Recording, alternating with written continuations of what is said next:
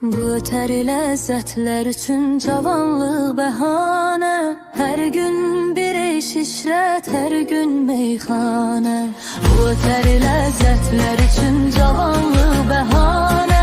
Hər gün bir eş işrət, hər gün meyxanə. Zaman dənizinin bir qum dənəsi olan bu dünyanı, o birisi dünyaya değişir insan. Zaman dənizinin bir qum dənəsi olan bu dünyanı, o birisi dünyaya değişir insan. Neçə min əsrdir hələ də təkrarlanır eyni xəta, cənnəti buğdaya değişir insan. Neçə min əsrdir hələ də təkrarlanır eyni xəta, cənnəti buğdaya değişir insan. Hər şey çıxınca əldən ağır gəlir yenildən, dərbidir ömür badə düz yaşamadıq əvvəldən. Bu ötəri ləzzətlər üçün cavanlıq bəhanə. Hər gün bir eş işrət, hər gün meyxanə.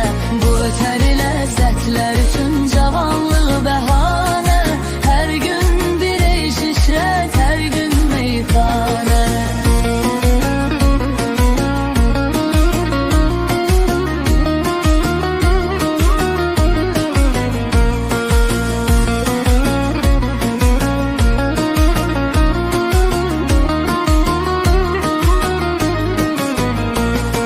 Verilen ömür müddetinin değerini bilmir elə bil, ebedi yaşayacağını düşünür insan.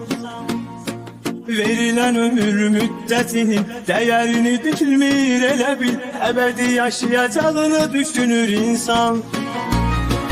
Bu ölüm kimli dünyada hansısa pus bir hayalım, bir ömür arkasıyla sürünür insan.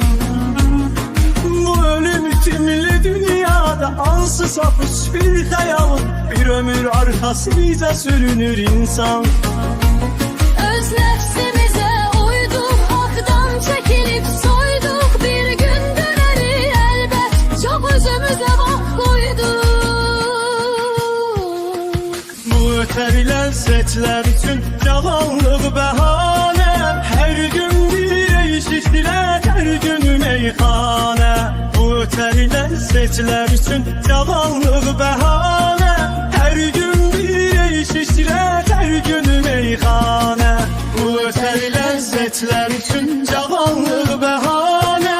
Hər gün bir eş işrət, hər gün meyxanə. Bu ötəri ləzzətlər üçün cavanlıq